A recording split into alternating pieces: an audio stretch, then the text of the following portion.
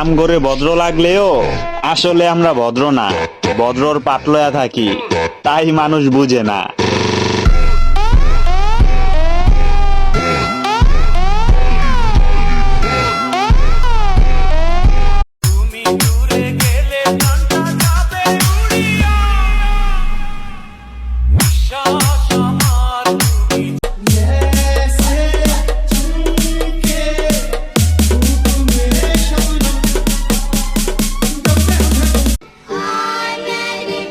তোরা কিছু কইতাছি না দেখা তুই মনে করিস না তুই বাঘের পোতা সালাদ।